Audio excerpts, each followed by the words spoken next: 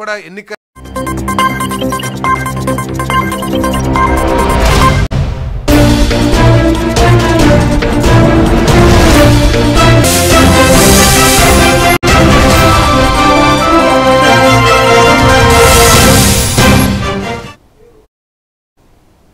నమస్తే, నేను Priyanka. Welcome to even TV news. ముందుగా హెడ్లైన్స్.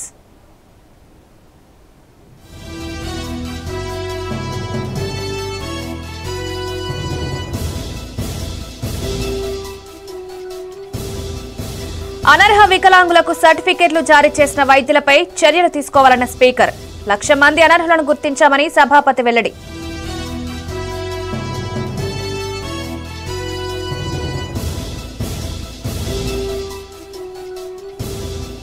సీఎం చంద్రబాబు నేల విడిచి సాము చేస్తున్నారన్న మాజీ మంత్రి డిఎల్. ఎవరిని కించపరచాలన్న ఉద్దేశం తనకు లేదన్న రవీంద్రారెడ్డి.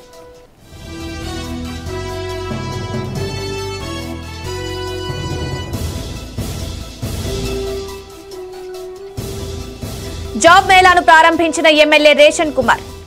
నిరుద్యోగులకు ఉద్యోగాలు కల్పించడమే ప్రభుత్వ లక్ష్యమన్న ఎమ్మెల్యే.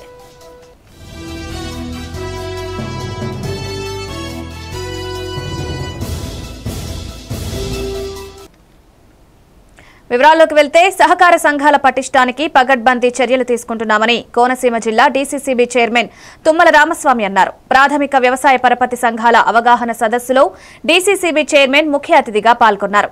సహకార రంగంలో అధికారులు సమర్థవంతంగా పనిచేయడం లేదని ఆరోపించారు. దీనిని సరైన మార్గంలో నడిపించాల్సిన పరిస్థితులు ఉన్నాయన్నారు. ఈ సందర్భంగా నూతనంగా ఎన్నికైన సొసైటీ చైర్మన్లను శాల్వాలతో సన్మానించారు. ఈ సమావేశంలో మార్క్ఫెడ్ డైరెక్టర్ గుండుబోగుల పెద్దకాపు, ఎంపీపీలు కడలి శ్రీదుర్గ, మేడిచెర్ల సత్యవాణి తదితరులు పాల్గొన్నారు.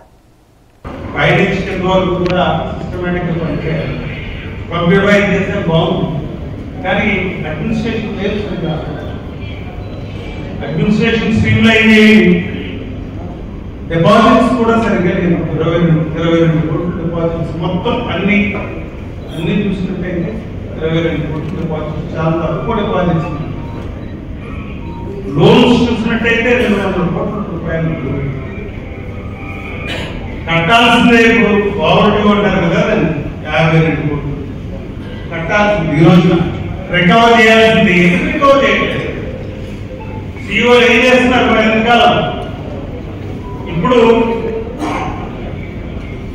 చైర్మన్ గా వస్తున్నారు. సరే, మరి ఇంతకాలం ఏమైంది? ఇంత నిర్లక్ష్యం. 52 కోట్ల రూపాయలు కాబట్టి ప్రిన్సిపల్ అమౌంట్ తెలుసుమా? మరి చెప్తా ఉన్నారు మాట్లాడి మన ఐదు క్యాబినెట్ సమావేశాలు కానీ లేకపోతే మన బీజేపీ నుంచి ఒక సొసైటీ ప్రెసిడెంట్ ఉండటం కానీ అదే రాష్ట్రం నుంచి ప్రెసిడెంట్ గారు కానీ చాలా సమస్యలు అడిగారు. మీకన్నా ముందుగానే ఎమ్మెల్యే గారు చెప్తా ఉన్నారు, ఇది ఖచ్చితంగా నేను ఐదు పక్షపాతి. మీ బ్యాంక్కి ఎన్ని లాభాలు ఉండొచ్చు, ఎన్ని లాభ నష్టాలు ఉండొచ్చు. ఖచ్చితంగా ఏదైతే షేర్ క్యాపిటల్ ఉందో.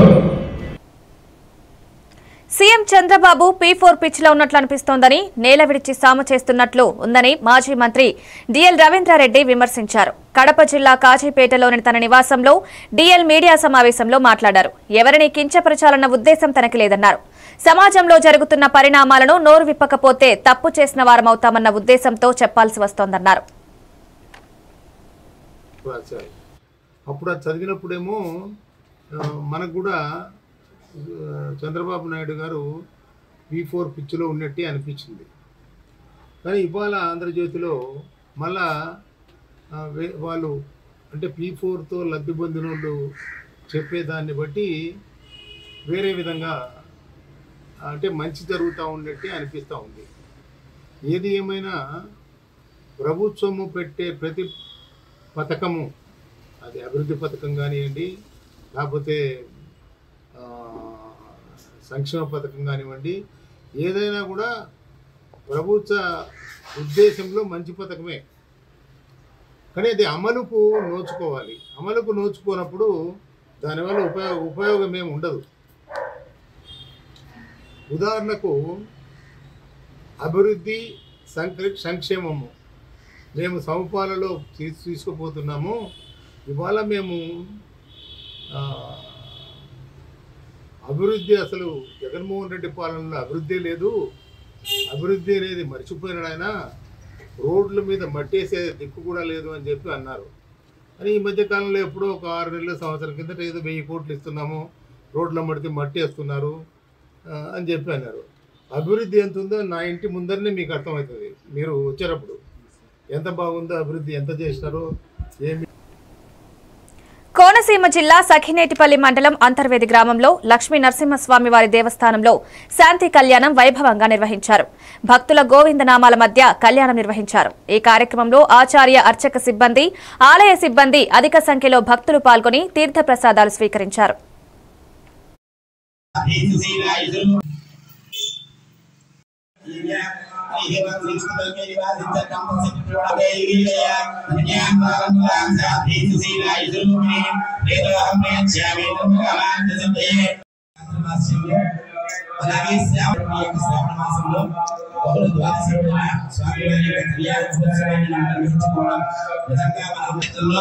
స్వామివారికి సంవత్సరం పొడవునా కూడా దేవస్థానం వారు ఎన్నో విశేషమైనటువంటి కైంకర్యములను నిర్వహిస్తూ భక్తజన కోటిని కూడా స్వామివారు అనుగ్రహించే విధంగా, మనందరము కూడా ధరించే విధంగా చక్కటి కార్యక్రమాలు నిర్వహిస్తూ ఉన్నారు. దానిలో ప్రతి నిత్యము కూడా స్వామివారికి అభిషేక కార్యక్రమం విష్ణాలయాల్లో చాలా విశేషంగా చెప్పబడేటువంటిది. దానిలో భాగంగా ఇప్పుడు ఈ యొక్క ప్రతి నెలలోనూ కూడా బహుళంలో అనగా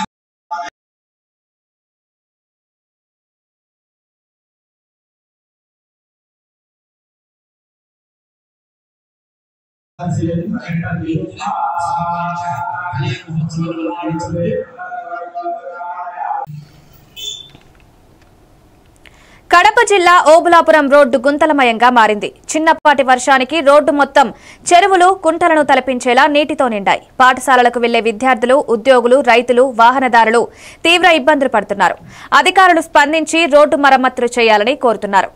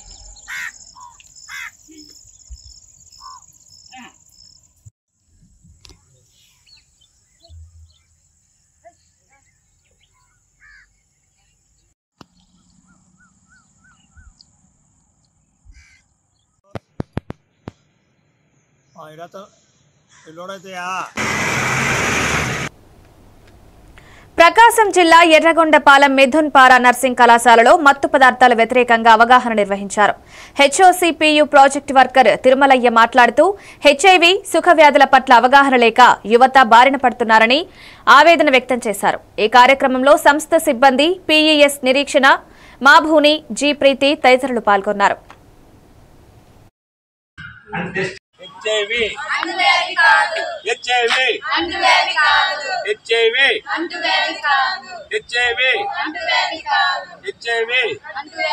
ఐసిటిసి వినోచుకోవాలి. ఐసిటిసి అంటే integrated counselling and testing centre అని ప్రతి హాస్పిటల్లో ఉంటుంది. ఏమా ప్రతి హాస్పిటల్లో ఏముంటుంది? ఐసిటి సెంటర్ ఉంటుంది. ఈ ఐసిటి సెంటర్ అనేది రక్తం ద్వారా వచ్చే వ్యాధులు ఇది ఒకటి.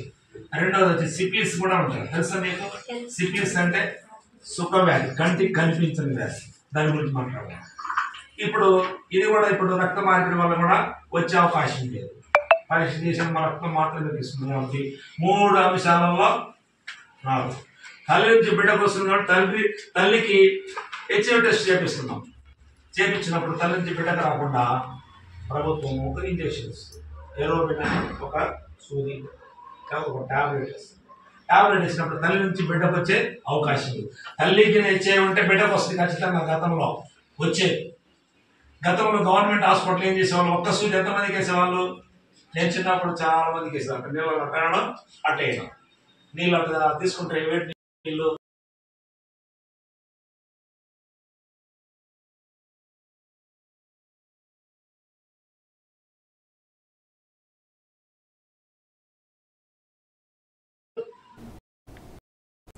గుంటూరులో నోడల్ హెల్త్ సెంటర్ ను నజీర్ మహమ్మద్ ప్రారంభించారు. ఈ కార్యక్రమంలో ఎమ్మెల్యేలు గల్ల మాధవి, కన్నా లక్ష్మీనారాయణ, టీడీపీ లీడర్ తాళ్ల వెంకటరావు తదితరులు పాల్గొన్నారు.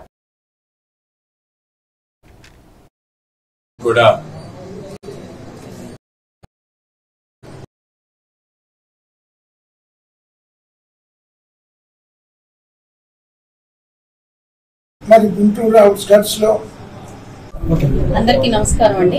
ఈరోజు ఏటి అగ్రహారం 2వ లైన్ లో care dental hospital nodal point దగ్గర ఉన్నాము. మనందరికీ తెలుసు రసూల్ గారు సుపరిచితులు.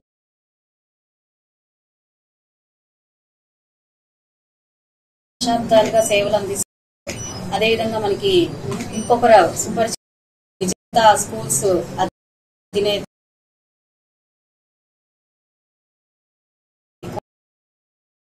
ఈరోజు నోడల్ పాయింట్ ని ఏర్పాటు చేసి పిల్లలకి అందరికీ కూడా ఈ డెంటల్ కేర్ ని ముందుకు తీసుకొస్తూ ఈ యొక్క నోడల్ పాయింట్ ని ఇక్కడ ఓపెన్ చేసుకోవడం జరుగుతుంది. వారికి శుభాకాంక్షలు. అదేవిధంగా చాలా పెద్దలు రసూల్ గారి ఆశీర్వాదంతో ఈ యొక్క డెంటల్ కేర్ చాలా ముందుకు వెళ్ళాలి. ఇప్పటికే ఎన్నో సేవా కార్యక్రమాలతో అశేష సేవతో ముందుకు వెళ్తున్న వారు వారికి ఆశీర్వాదం అందిస్తూ ఈ రోజు ఈ యొక్క కొలాబరేషన్ తో ముందుకెళ్తున్నందుకు చాలా సంతోషంగా ఉంది. మా అందరికీ కూడా ఎప్పుడూ స్ఫూర్తిదాయకంగా నిలుస్తున్న రసూల్ గారికి ప్రత్యేకమైన కృతజ్ఞతలు అండ్ విజేత హరి గారికి వారి కోడలికి ప్రత్యేకమైన శుభాకాంక్షలు చెప్తాను. అర్హత లేకపోయినా ఇప్పటి వరకు వికలాంగుల పింఛన్ పొందిన వారితో పాటు వారికి సర్టిఫికెట్లు జారీ చేసిన వైద్యులపై కూడా అవసరమైన చర్యలు తీసుకోవాలని స్పీకర్ అయ్యన్న పాత్రుడు పేర్కొన్నారు. స్పీకర్ క్యాంపు కార్యాలయంలో మీడియా సమావేశం నిర్వహించారు. రాష్ట్ర వ్యాప్తంగా ఇప్పటి వరకు 1,00,000 మంది వరకు అనర్హులైన వికలాంగులు గుర్తించబడ్డారని చెప్పారు. ఈ అంశంపై 2 నెలల క్రితం సీఎం నారా చంద్రబాబు నాయుడికి తాను లేఖ రాసినట్టు వివరించారు. దాని మీద నిన్న గవర్నమెంట్ ఒక నిర్ణయం తీసుకున్నారు. ఆ నిర్ణయం ప్రకారంగా ఈ డూప్లికేట్ వికలాంగులు ఎవరైతే ఉన్నారో, డూప్లికేట్ అంటే 40% దాటాలండి. డాక్టర్ గారి సర్టిఫికెట్లో ఇతనికి 40% పైనే ఉంది వికలాంగులు అని సర్టిఫికెట్ ఇస్తే పెన్షన్గా అర్హులు అవుతారు. కానీ ఇక్కడ మేము చేసిన వెరిఫికేషన్లో, గవర్నమెంట్ చేసిన వెరిఫికేషన్లో 40% తక్కువ ఉన్న వాళ్ళు కూడా డబ్బులు తీసుకున్నారు. అది చట్టంలో ఎక్కడా లేదు. కానీ పాత గవర్నమెంట్ ఇచ్చేసారు. వాళ్ళ సొమ్ము ఏం పోయింది, వాళ్ళు పని తీసుకున్నారు, మొత్తం అయిపోయింది. ఇప్పుడు మన ప్రభుత్వం వచ్చిన తర్వాత ఇది చాలా అన్యాయం. నిజంగా వికలాంగులకు ఇస్తే మంచిదే. వికలాంగులు కాని వాళ్ళు కూడా దొంగ సర్టిఫికెట్లు పెట్టుకొని ఇంత డబ్బు తీసుకుంటున్నారు. అంచేత దాన్ని ఎక్కడో దగ్గర కంట్రోల్ చేయాలని చెప్పి మేమందరం కూడా. కర్నూలు జిల్లా ఎమ్మిగనూరులో కార్డన్ సెర్చ్ పోలీస్ కవాతు నిర్వహించినట్లు డీఎస్పీ భార్గవి తెలిపారు. పోలీస్ స్టేషన్ పరిధిలోని అన్ని ప్రాంతాల్లో ఎటువంటి అల్లర్లు జరగకుండా చర్యలు తీసుకుంటున్నామన్నారు. ప్రజలందరూ వివాదాలకు దూరంగా ఉండాలని సూచించారు. రౌడీ షీటర్లు, నేర చరిత్ర కలిగిన వ్యక్తులపై నిఘా ఉందని, వారికి కౌన్సిలింగ్ కూడా ఇచ్చామన్నారు. ఎవరైనా శాంతి భద్రతలకు విఘాతం కలిగిస్తే కఠిన చర్యలు తప్పవని హెచ్చరించారు. ఈ కార్యక్రమంలో సీఐలు, ఎస్ఐలు, పోలీసు సిబ్బంది పాల్గొన్నారు.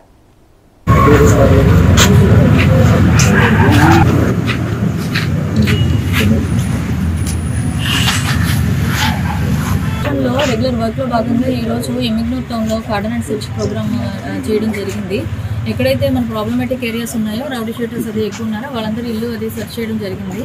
దానిలో భాగంగా మనము ఈ ఏరియాలో ప్రామినెంట్ రౌడీ షీటర్స్ కానీ వాళ్ళందరినీ చెక్ చేయగా కొంతమంది ప్రెజెంట్లో ఉన్నారు, కొంతమంది వర్క్ అని బయటకు వెళ్ళిన వాళ్ళు ఉన్నారు.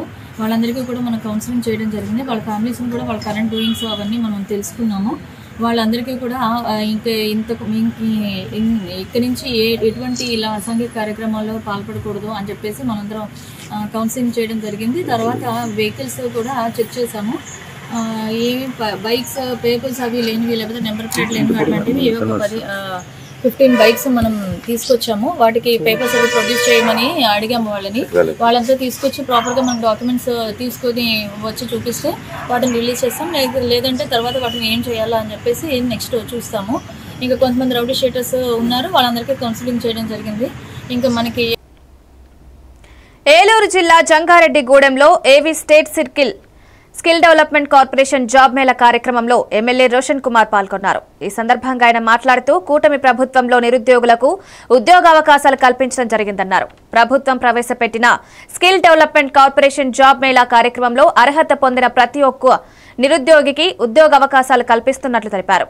చిన్న పరిశ్రమలు ఏర్పాటు చేసుకుని నిరుద్యోగులకు ఉద్యోగావకాశాలు కల్పించేందుకు అన్ని విధాల ప్రభుత్వం సహాయ సహకారాలు అందిస్తుందన్నారు. ఎన్నో మార్గాల ద్వారా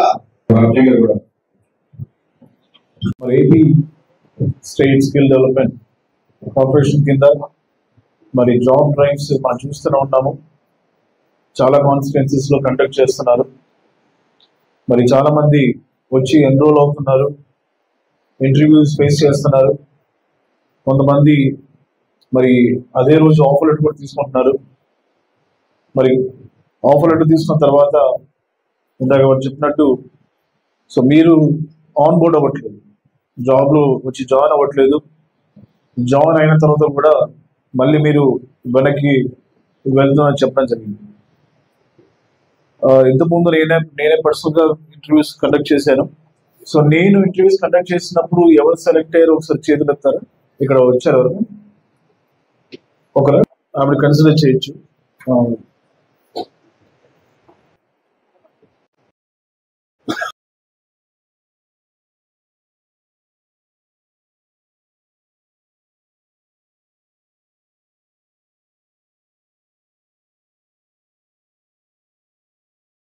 డంపింగ్ యార్డ్ నీళ్ల వల్ల ప్రధాన రహదారి పెద్ద గుంతలుగా ఏర్పడింది.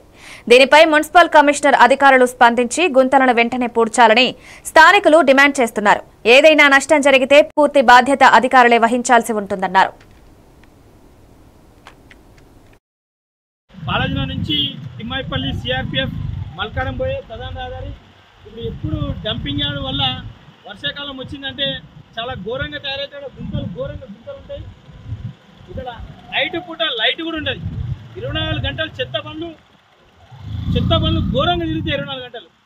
నేను లాస్ట్ టైం మేము ఇట్లా రోడ్ వీకేం పోతుంటే ఇక్కడ పెద్ద 2 గుంతలు పడితే నేను డ్రమ్ము తీసిపెట్టి చెప్పినా కూడా ఈ డంపింగ్ యాజమానికి మరి జవహర్ మున్సిపల్ కార్పొరేషన్కి ఇక్కడ చాలా పెద్ద గుంత పడ్డది, దీన్ని పూడ్చమని చెప్తే 4-5 రోజులకు పూడ్చలేరు. 4 రోజుల తర్వాత ఈ తిమ్మాయిపల్లికి సంబంధించిన ఒక నాయకుడు, ఆయన ఉప సర్పంచ్ వార్డు మెంబర్ ఉంటే చనిపోయాడు. ఇదే గుంతల పడి చనిపోయాడు. దాని తర్వాత డంపింగ్ యాజమాన్యం ఏం చేశారు? నాకు ప్రాణం పోయినాక దయచేసి ఇప్పుడు కూడా చెప్తున్నా, సేమ్ వర్షాకాలం వచ్చింది, ఘోరంగా గుంతలు పడ్డాయి. మళ్ళా రాత్రిపూట తెలియకుండా వస్తే మాత్రం, ఫ్యామిలీతో వస్తే మాత్రం గుంతలు పడతారు, ప్రాణాలు పోయే అవకాశం ఉంది. కాబట్టి ఇమీడియట్గా ఈ గుంతలు పూడ్చాలని చెప్పేసి. సిద్దిపేట జిల్లా గజ్వేల్లో గత ప్రభుత్వం కేటాయించిన నిధులతో నిర్మించిన వైశ్య భవన్ అందుబాటులోకి వచ్చిందని గజ్వేల్ ప్రజ్ఞాపూర్ మున్సిపల్ తాజా మాజీ చైర్మన్ రాజమౌళి అన్నారు. గజ్వేల్ వైశ్య భవన్ లో ఆర్యవైశ్య సంఘం ఆధ్వర్యంలో శ్రావణ మాసం పూజలు వైభవంగా నిర్వహించారు. గణపతి పూజ, హోమం, శివపార్వతుల కళ్యాణం, సామూహిక సత్యనారాయణ వ్రతాలు, సామూహిక వాసవి పారాయణం నిర్వహించి అనంతరం తీర్థ ప్రసాదాలు, మహాన్న ప్రసాదం అందజేశారు. ఈ కార్యక్రమంలో పెద్ద ఎత్తున ఆర్యవైశ్య నాయకులు, మహిళలు, యువకులు, చిన్నారులు పాల్గొన్నారు.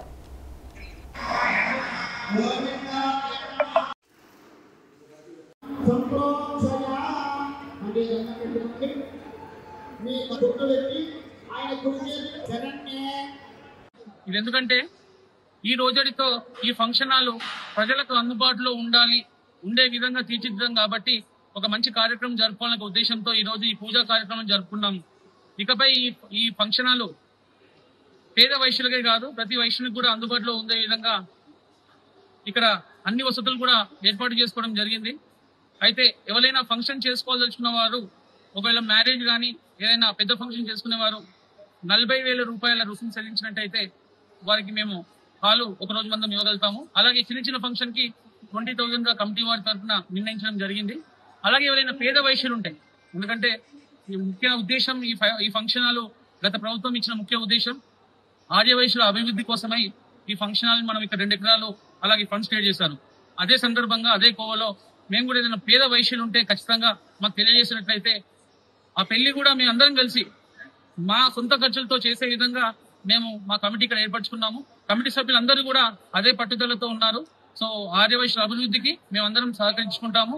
సో మరొకసారి మా ఆర్యవైశ్య సోదరిమణులకు అలాగే గత ప్రభుత్వానికి ప్రస్తుత ప్రభుత్వానికి ప్రతి ఒక్కరికి కూడా పేరు పేరున నమస్కారాలు తెలియజేస్తూ జై.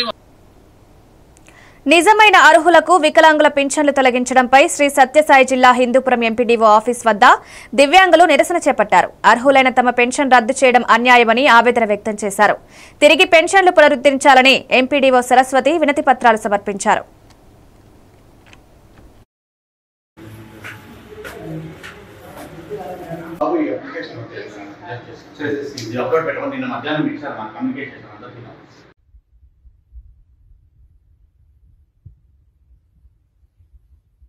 చెప్పారు రాస్తారు సార్ వాళ్ళు. పర్సెంటేజ్ ఎంత? పర్సెంటేజ్ నేను చూడలే, బెడ్ రీడ్ అని ఇచ్చినారు ఇంకోసారి. ఇప్పుడు దీని పరిష్కారం ఏందని అడగదు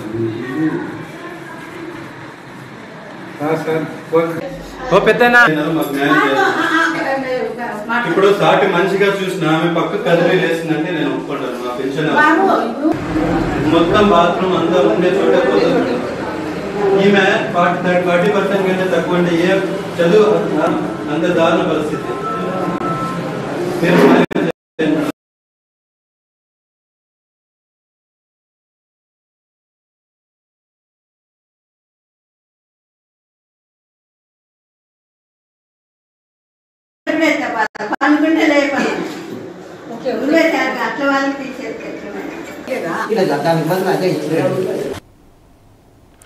ప్రభుత్వం చెల్లించవలసిన బిల్లులు చెల్లిస్తే తప్ప రోడ్డు పని పూర్తి చేయలేమని కాంట్రాక్టర్ చేతులేసేస్తున్న ఘటన విజయనగరం జిల్లా ఆమదాల వలసలో చోటు చేసుకుంది. ఈ విషయం పలుమార్లు రహదారులు భవనాల శాఖ వారికి ఫిర్యాదు చేసినా స్పందన లేదని ప్రజలు వాపోతున్నారు. రోడ్డు పనుల పూర్తికి తగు చర్యలు తీసుకోవాల్సిందిగా ప్రజలు కలెక్టర్ని కోరారు.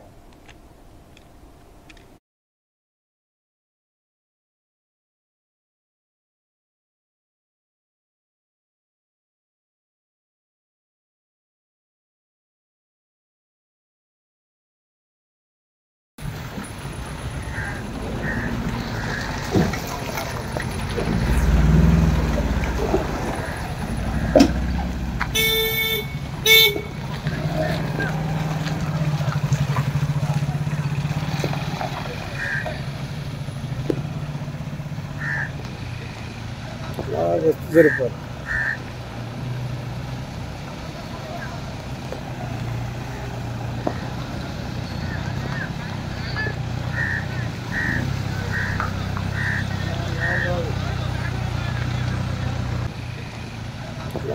జరిపారు.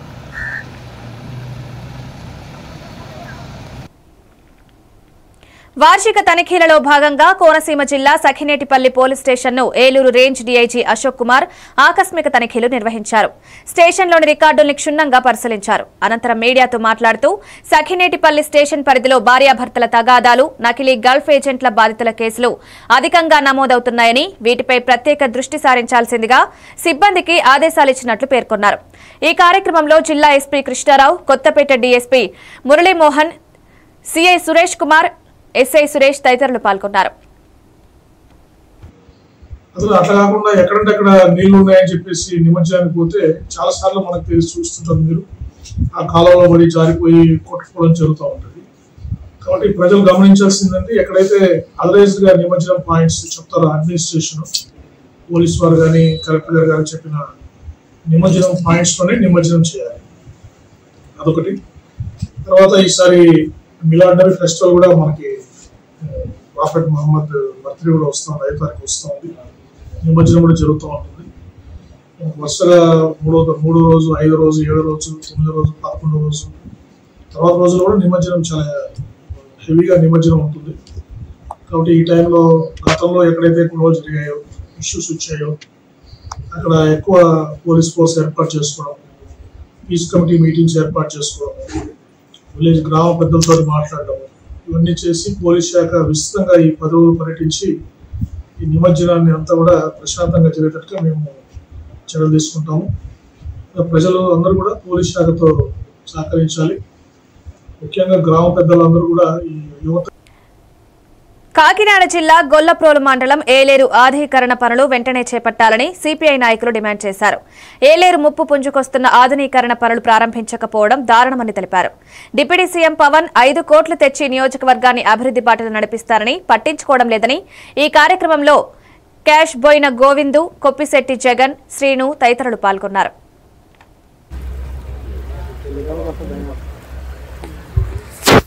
ప్రభుత్వం వచ్చి వాళ్ళకి సంవత్సరం 4 నెలలు అయ్యింది. ఇప్పుడు వరకు ఇలా బాధపడుతూనే ఉన్నారు. ఇదంతా చూస్తున్నారు కదా ఎలా మునిగిపోయింది. కొద్దిపాటి వర్షానికి ఇంతలాగా అవుతే పెద్ద వర్షాలు వస్తే ఎలా బతకాలి, ఇక్కడ జనాలందరూ ఎలా బతకాలని మీరు డిప్యూటీ సీఎం అయిన నియోజకవర్గానికి ఎమ్మెల్యే ఫస్ట్ నియోజకవర్గంలో ఎమ్మెల్యేలందరినీ ఎక్కడికి వీళ్ళందరినీ తరలించాలో అది అబ్జర్వ్ చేయండి. మీరు అధికారులను కాదు డైరెక్ట్ ఇక్కడికి వచ్చి చూడండి. ఎన్నాళ్ళు మీరు ఎక్కడున్నారు, అక్కడెక్కడో ఉంటే కుదరదు. ఇక్కడ ఉండి చూడండి ప్రజల బాధలు. ఇక్కడ మీరు వచ్చి పరిశీలించండి. ఇదంతా ఇవాళ మీరు ఎమ్మెల్యే కావడం అంటే మాకు ఎంతో సంతోషమైన. ఇవాళ ఈ బాధల బాధ మాకు తప్పడం లేదు. భారత కమ్యూనిస్ట్ పార్టీ వ్యవసాయ కార్మిక సంఘం గొల్లప్రోలు ఏలేరు కాలువ ఏదైతే ఉందో ఇక్కడ జగన్ కాలనీ అని ఇక్కడ ఏర్పాటు చేయడం జరిగింది. ఈ కాలువ ఇవాళ సిపిఐ పార్టీ వ్యవసాయ కార్మిక సంఘం పరిశీలించడం జరిగింది. అయితే ఇక్కడ ప్రభుత్వాలు మారుతున్నాయి, అధికారాలు మారుతున్నాయి, కానీ ఇక్కడ మారిందల్లా గొల్లప్రోలు పరిస్థితి అని ఈ సందర్భంగా తెలియజేస్తా ఉన్నాం. ఇవి updates. Keep watching AVN TV news.